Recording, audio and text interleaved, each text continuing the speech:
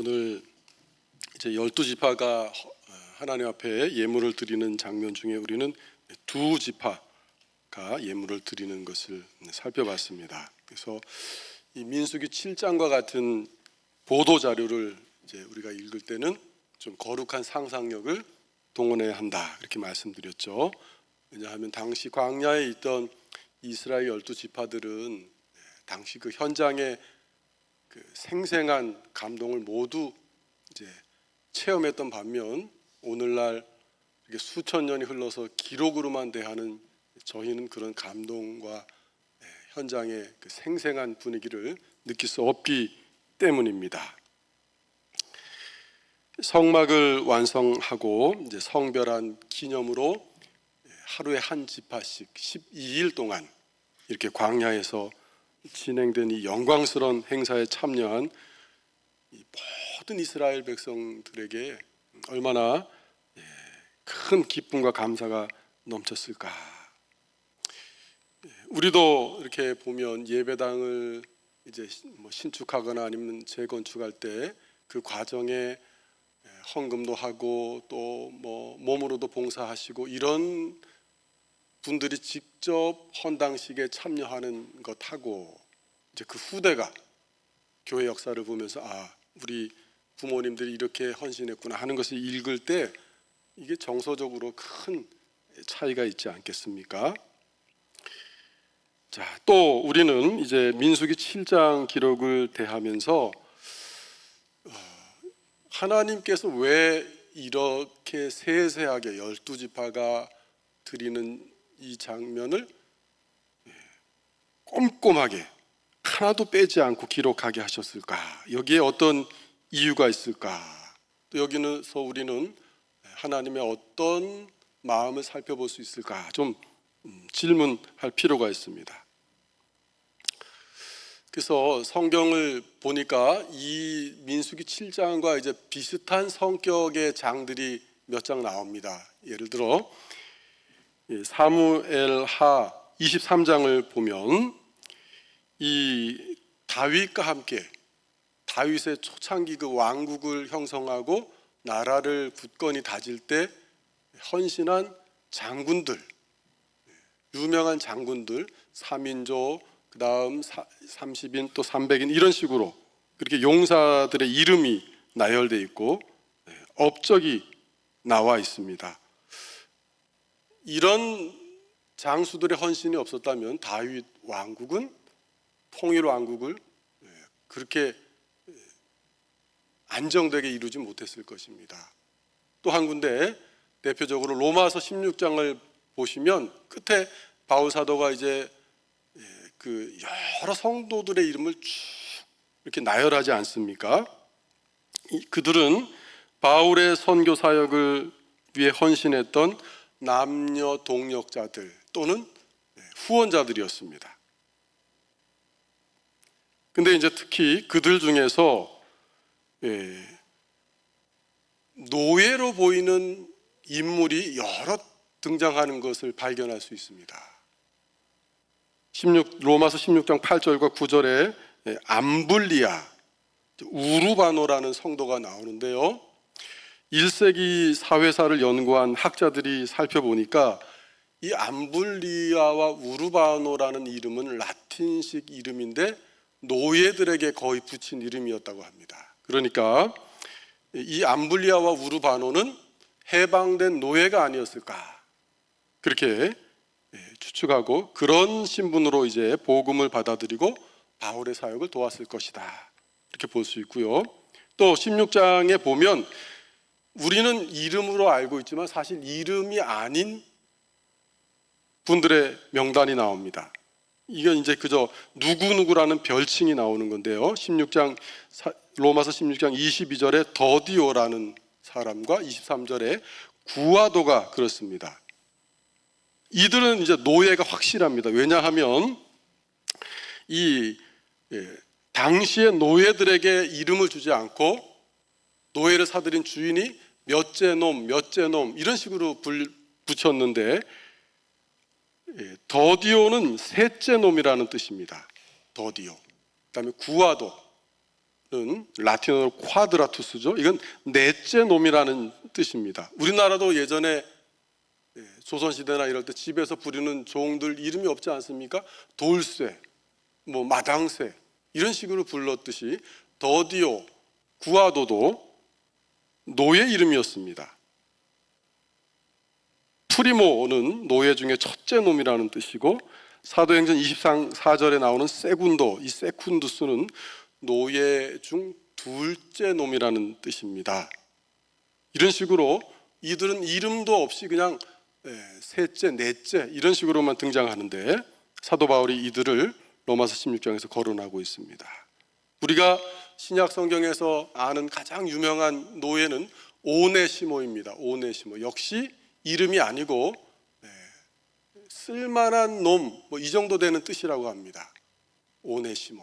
근데 그 이름대로 쓸만한 노예였던 오네시모가 바울에 의해서 회심해서 나중에 복음에 쓸만한 사람, 교회사 초기 기록에 의하면 어느 교회에 이제 감독 이름의 오네시모가 나오는데, 이 오네시모가 바울에 의해 회심한 그 오네시모일 것이다, 그렇게 학자들은 추측하고 있습니다. 자, 이렇게 초대 교회의 복음이 상류층 재력가들뿐만 아니라 이 하층에까지 널리 퍼졌고, 그리고 사실 초기 사도 바울의 선교 공동체는 낮은 계층의 사람들이 더 다수였다 하는 것을 우리는 알 수 있습니다. 이렇게 아름다운 헌신을 한 성도들의 명단을 민수기 7장, 또 사무엘하 23장, 로마서 16장에 이렇게 등장하게 한 것을 보면서 우리는 하나님께서 이 성도들 한 사람 한 사람을 얼마나 귀하게 보고 기억하고 계시는가 하는 것을 이제 가늠해 볼 수 있는 것이죠. 이 점은 지금도 마찬가지일 것입니다. 몸된 교회를 위해 기도하고 또 물질로 헌신하는 우리 사랑하는 성도님들의 이 귀한 헌신을 하나님께서 모두 기억하시고 기록하고 계신다는 것입니다. 이렇게 하나님이 성도의 모든 헌신을 기억하신다는 생각할 때, 이제 우리 안에는 하나님 앞에 헌신할 그런 새로운 결단이 일어나게 되는 것이죠. 오늘 12지파의 지도자들이 이스라엘 백성들을 대표해서 드린 이 예물은 자원하는 마음으로 드린 것이었습니다. 이 예물들이 하나님께서 요구하신 예물이 아닙니다. 지도자들이 자원하여 드린 것이었습니다. 그래서 하나님께서 그것을 이제 모세에게 꼼꼼하게 기록하도록 하신 것이죠. 민수기 7장의 이 12지도자들, 제가 민수기를 계속 반복해서 읽다 보니까 12지도자들이 이제 머리에 외워졌습니다. 성막을 중심으로 동쪽에는 유다, 이사가, 스불론이 자리 잡고, 남쪽에는 루벤, 시몬, 갓지파가, 또 뒤쪽 서쪽에는 에브라임, 므낫세, 베냐민, 또 맨 위에 북쪽에는 단, 아셀, 납달리, 이렇게 진영을 짰는데, 이 12지도자들은 자기가 드린 예물과 자기 이름이 이렇게 기록되어서 수많은 세대를 거치면서 읽을 수 있게 되리라고는 상상도 못했을 것입니다. 그래서 오늘날 우리가 보기에는 자칫 지루해 보이는 내용의 반복일 수 있지만, 우리는 이런 기록을 보면서 하나님께서 성도들의 헌신을 얼마나 기뻐하시는가 하는 것을 다시 한번 느껴볼 필요가 있는 것이죠. 하나님의 교회는 어떤 한 지도자의 위대함이나 헌신만으로 이루어지지 않습니다. 교회가 서고 하나님 나라가 전진하는 일에는 이름 없는 성도들의 헌신이 필요한 것이죠. 이렇게 우리는 오늘 본문에 나타난 하나님의 마음을 잠시 헤아려 보았습니다. 또 동시에 우리는 각 지파를 대표하는 지도자와 백성들이 하나님을 섬기는 일에 있어서 맡은 책임과 의무의 분량을 성실하게 감당했다는 사실도 기억해야 합니다. 하나님의 교회에서 일부 성도들만 섬기고 일부 성도들은 그 섬김을 누리기만 하는 현상이 교회에 어떻게 보면 널리 퍼져 있습니다. 이게 상당히 곤란한 일이죠. 어떤 성도들은 넉넉지 않은 형편 가운데서도 물질을 드리고 또 시간을 내서 기도도 드리고 하지만, 다른 성도님들은 보면 상대적으로 여유가 있음에도 드리게 인색하다면 이것은 올바르지 않을 일입니다. 그래서 한 교회의 지체가 된 성도들은 오늘 이스라엘 12지파가 동일하게 하나님 앞에 예물을 드렸듯이 골고루 맡은 일을 따라서 하나님 앞에 헌신해야 될 책임이 있다 하는 것을 우리가 이 본문에서 배울 점입니다. 자, 그렇지 못하다면 교회가 어떻게 되겠습니까? 열심히 섬기는 분들은 지치게 될 것입니다. 교회는 서로를 향해서 불평이 생길 수도 있습니다. 그래서 오늘 우리 이런 본문을 보면서 그리스도의 몸을 이룬 성도들은 함께 헌신해야 된다. 큰 일이건 작은 일이건 그건 중요하지 않습니다. 내가 맡은 일은 내가 좀 감당해야 되겠다 하는 것을 기억할 필요가 있습니다. 하나님께 드리는 예물은 참 귀하고 아름다운 것입니다. 우리는 예물을 어떻게 정의할 수 있습니까? 예물, 하나님께 드리는 예물을. 예물이란 하나님께 용서를 받고 하나님의 영원한 사랑을 느낀 성도가 드리는 감사의 반응이다. 이렇게 정의해 볼 수 있겠습니다. 예물이란 하나님께 용서를 받고 영원한 사랑을 맛본 성도들이 드리는 감사의 반응이다. 그래서 바울은 이렇게 말씀합니다. 각각 그 마음에 정한 대로 할 것이요, 인색함이나 억지로 하지 말고 하나님은 하지 말지니 하나님은 즐겨내는 자를 사랑하시느니라. 오늘 이스라엘의 이 12지도자들이 감사하는 마음으로 예물을 드린 것처럼 그렇게 하나님 앞에 예물을 드리라는 것이죠. 동시에 성경은 예물도 중요하지만 예물을 드리는 사람 역시 중시합니다. 하나님의 일을 맡은 교회의 지도자들은 하나님 앞에 자신을 어떻게 드려야 할까? 이에 대한 모범은 베드로전서 5장 1절부터 5절에 나옵니다. 베드로 사도는 교회를 지도하는 인도자들이 하나님의 양무리를 인도할 때 억지로 하지 말라고 합니다. 하나님의 일을 할 때는 자원하는 마음으로 해야 되고 더러운 이득을 위해 하지 말아야 한다고 권면합니다. 그리고 성도들에게 주장하는 자세를 하지 말고 본을 보이라, 그렇게 권면합니다. 그리고 교회의 지도자들에게 있어서 중요한 것은 헌신의 방향, 교회가 나아갈 방향을 올바로 잡아야 한다는 것이죠. 헌신의 기준은 무엇입니까?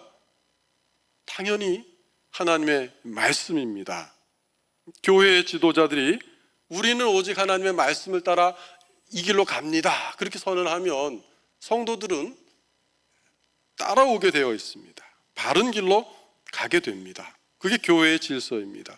앞으로 우리가 민수기를 통해 보겠지만 광야에서 이 이스라엘 백성들이 그토록 완악하고 하나님 앞에 죄를 지었지만 그래도 모세와 여호수아, 갈렙 같은 이 정말 손가락에 꼽을 극소수의 지도자들이 끝까지 말씀을 붙들고 나아갔기 때문에 결국 이스라엘이 광야를 통과해 가나안에 입성하지 않았겠습니까? 교회 지도자들 정말 소수죠. 그러나 그 소수가 하나님의 백성들을 인도할 때 어느 방향으로 인도할 것인가, 방향을 잡는 것은 아주 중요하다. 그러면 성도들은 자신을 어떻게 드려야 합니까? 성도들은 하나님께서는 교회를 이루어 나가시는 일에 성도들을 억지로 동원하지 않으십니다. 성도 또한 하나님의 사랑을 깨닫고 그 마음을 알아서 자발적으로 능동적인 마음으로 참여해야 됩니다. 출애굽기를 보면 이 성막을 지을 때 백성들의 이 자원함이 넘쳐나서 어느 순간 모세가 이제 예물을 그만 가져와도 된다고 선언했을 정도였습니다. 다윗도 자기가 성전을 직접 짓지는 못했지만 매우 섭섭했겠죠. 이 신정 국가의 왕이 할 수 있는 최고의 업적은 신의 전을 짓는 것입니다. 근데 다윗은 그 일을 못했습니다. 그러나 그는 하나님의 성전을 위해서 힘껏 건축자재를 드리고 부지런히 이렇게 모았습니다. 그리고 그것을 본 이 부하들 또 백성들도 그렇게 자원하는 마음으로 동참했다고 역대상 29장 9절에는 말씀하고 있습니다. 훗날 고레스가 이제 포로로 잡혀왔던 이스라엘 백성들에게 고국으로 돌아가도 된다는 포고령을 내렸을 때도 보면 자원하는 백성들이 앞장서서 돌아왔다고 그렇게 보고합니다. 자, 이처럼 하나님 나라의 일에는 자원하는 마음으로 임하는 것이 중요하다. 하나님께서는 그런 자원하는 성도들의 헌신을 귀하게 보시고 잊지 아니하신다 하는 것이죠. 히브리서 기자는 이렇게 말씀합니다. 하나님은 불의하지 아니하사 너희 행위와 그의 이름을 위하여 나타낸 사랑으로 이미 성도를 섬긴 것과 이제도 섬기고 있는 것을 잊어버리지 아니하신다. 6장 10절에서 그렇게 말씀합니다. 성도가 하나님의 일에 마음을 들이고 정성을 쏟을 때 존재의 의미를 새롭게 맛보게 될 것입니다. 우리가 교사로 섬기든 식당 봉사하는 일로 섬기든 청소하는 일로 섬기든 또 물질로 섬기든 기도로 섬기든 마음을 들이며 섬길 때 하나님이 우리에게 주시는 그 기쁨을 맛볼 수 있다는 것이죠. 오늘 본문을 보시면 우리가 이제 두 지파만 봤지만 인구수가 가장 많은 이 유다 지파나 인구수가 가장 적은 베냐민 지파나 드린 예물에 아무런 차이가 없습니다. 하나님께서는 한 마음으로 이렇게 동참한 이스라엘 백성들의 헌신을 기뻐하시고 이제 응답을 주셨습니다. 그게 89절이죠. 이 말씀을 주시는 것이 최고의 응답입니다. 민수기 7장은 모세가 하나님과 대화하기 위해서 성막 안으로 들어가는 장면, 그리고 하나님이 임재하셔서 모세에게 말씀을 주시는 장면으로 끝을 맺습니다. 이것은 출애굽기 25장 22절에서 하신 약속, 거기서 내가 너와 만나고 속죄소 위 곧 증거계 위에 있는 두 그룹 사이에서 내가 이스라엘 자손을 위하여 내게 명령할 모든 일을 내게 이르리라고 하신 약속의 성취였습니다. 그리고 보면 하나님이 이스라엘 백성에게 말씀을 주시는데 그 위치가 점점점 변하는 것을 우리는 좀 볼 필요가 있습니다. 출애굽기 40장 34절에서 35절을 보면 처음에는 하나님의 영광이 이제 성막에 충만히 임했기 때문에 모세가 성막에 들어가지 못하고 그냥 밖에 서 있어야 했습니다. 그 다음 레위기 1장 2절을 보면 하나님께서 성막으로부터, 아직 이때 모세가 성막에 들어간 것 같지는 않습니다. 성막으로부터 모세에게 말씀하시는 장면이 나오고요. 오늘 본문 89절에는 하나님께서 이 속죄소 위 두 그룹 사이에서 모세를 앞에 두고 직접 말씀하시는 모습을 보여줍니다. 이처럼 하나님과 모세 또는 하나님과 이스라엘 백성들 사이에 이렇게 말씀의 그 거리가 좁혀지는 것, 즉 점진적인 친밀감이 형성되고 있다는 것을 말씀이 보여줍니다. 이 오늘 하나님의 말씀이 지성소로부터 직접 나왔다는 것은 참 중요합니다.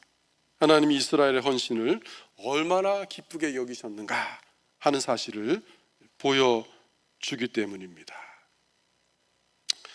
교회의 역사를 보면 이름 없는 성도들의 헌신을 통해서 교회의 이 영적인 물줄기가 뒤바뀌는 사건을 종종 볼 수가 있습니다. 역사적으로 스코틀랜드의 교회 개혁은 우리가 잘 알듯이 존 낙스가 주도했습니다. 그런데 스코틀랜드 교회의 이제 개혁의 불길이 다시 퍼져나가게 된 이래는 이름 없는 여성노들의 헌신이 큰 계기가 된 일이 있습니다. 1673년 7월 23일 스코틀랜드의 수도 에든버러의 세인트 자일스 교회에 이제 주일 예배를 드리기 위해서 성도들이 모였습니다. 그런데 그 예배가 시작되자마자 엄청난 소란이 일어납니다. 왜냐하면 국왕인 찰스 1세가 스코틀랜드 교회에도 카톨릭 의식을 강요했기 때문입니다. 자, 주교들이 와서 예배를 집전하고 이제 감시합니다. 왕의 명령대로 예배를 드리는가. 그러나 당시 스코틀랜드는 장로교 국가였습니다. 예배가 시작되자 용감한 여성도들 몇 명이 주교를 향해서 의자를 집어서 던졌습니다. 그러자 머뭇거리던 교회 지도자들과 남자 성도들이 일어나 합세하게 됩니다. 이 세인트 자일스 교회 사건 이후로 스코틀랜드 교회에 하나님의 말씀에 대한 열망과 개혁의 불길이 전국으로 쫙 퍼져나가는 사건이 일어나게 됩니다.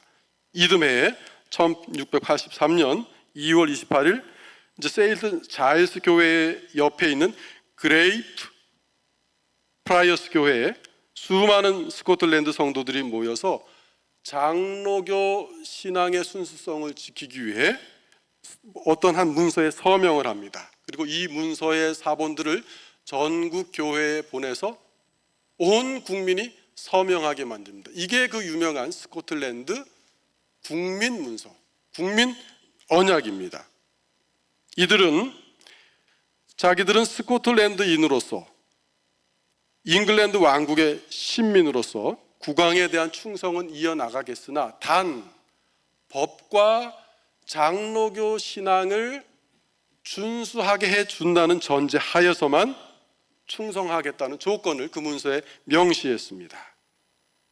그래서 스코틀랜드 성도들은 이 국민 언약을 통해서 마음을 하나로 모았고 장로교 이 제도 신앙을 지켜나갈 수 있었습니다. 이 일의 발단이 바로 몇몇 용감한 이 장로교 신앙으로 무정한 여자 성도님들이 주교를 향해서 의자를 집어 던진 일이었습니다. 우리 송내 중학교의 여성도 여러분, 여기 와서 어떤 우리 교단의 총회장이 와서 이상한 메시지를 전하면 여러분 의자 들고 한거할 수 있으십니까? 엄청나게 용감한 여성들이죠. 또 하나, 이번엔 한 여성도 이야기입니다. 19세기 말 20세기 초 네덜란드의 유명한 칼빈주의 신학자 아브라함 카이퍼의 젊은 시절 일화도 유명합니다. 카이퍼는 자기가 젊은 시절 아직 회심하지 않은 채로 목회에 뛰어들었다고 고백을 남깁니다. 그가 초창기 목회하던 이 네덜란드 베이스트 교회에는 경건한 성도들의 모임이 있었는데 그 안에 30살 된 방앗간집 딸 삐처 발투스라는 여성도가 있었습니다. 이 발투스라는 여성도는 칼빈주의 신앙에 투철했기 때문에 카이퍼 목사가 자유주의 신학을 가지고 전하는 말씀에 아주 큰 불만을 가지고 있었습니다. 그래서 이 젊은 카이퍼 목사가 인사를 청하며 악수를 하여 손을 내밀 때 악수마저 거부할 정도로 강한 거부감을 나타냈습니다. 그러나 빌투스는 카이퍼 목사를 위해서 계속 기도했고 카이퍼 목사 또한 빌투스라는 여성도를 만나기 위해서 계속 시도했습니다. 결국 이제 이 사람의 대화를 통해서 카이퍼 목사는 빌투스의 저 나를 향한 저 모습이 개인적인 악감정이 아니라 내가 전하는 하나님 말씀에 문제가 있구나 하는 것을 깨닫고 하나님 앞에서 이제 회심하게 됩니다. 그 결과 유명한 신학자로서 말씀의 설교자로서 카이퍼가 다시 서고 사역하게 되죠. 자, 이처럼 교회 안에서 하나님 말씀을 붙들고 하나님 말씀을 위해 헌신하는 이 성도들의 헌신을 하나님께서 귀하게 보시고 그 국가에 또는 그 교회에 말씀을 내려주시는 역사가 교회 안에 있었던 것이죠. 이런 것을 보면서 우리는 교회를 사랑하여 헌신하는 성도들에게 하나님이 내려주시는 가장 큰 은혜는 무엇인가? 바로 말씀을 내려주신다는 것이죠. 영혼의 담비 같은 말씀을 사역자들을 통해서 계속 공급해 준다는 것입니다. 왜 그렇습니까? 말씀 안에 우리의 생명이 있고, 말씀 안에 교회의 영광이 있고, 말씀 안에 우리 삶의 모든 능력과 궁극적인 해답이 있기 때문입니다. 오늘 이렇게 말씀이 주어지자 이스라엘은 광야에 거친 길을 힘있게 내디딜 수 있었습니다. 말씀이 주어지자 죽었던 교회가 살아나고, 말씀이 주어지자 회심하지 않던 목회자가 회심하게 됩니다. 말씀과 함께하는 교회는 수많은 대적들의 도전 속에서도 계속 전진할 수 있는 것이죠. 하나님께서 우리 송내중앙교회에 은혜의 말씀을 계속 들려주시는 것에 우리는 감사해야 하겠습니다. 또 부족하지만 그 일에 마음을 쏟으며 말씀을 전하는 사역자들을 하나님께서 계속 세워주시도록 우리는 기도해야 하겠습니다. 이제 성도님들께서는 오늘 아침과 이 저녁에 들은 말씀을 기억하면서 이 한 주간도 세상이라는 광야에서 믿음의 걸음을 내디디시고 여러분이 해야 할 삶의 그 분량을 감당하시고, 또 주님의 교회를 위해 감당해야 될 헌신의 분량을 감당하시기 바랍니다. 하나님이 다 보시고 기억하고 계신다는 사실을 여러분 다시 한번 상기하시기 바랍니다. 기도하시겠습니다. 하나님 아버지, 성도의 헌신을 귀하게 보시고 모두 기록하고 계시는 줄 믿습니다.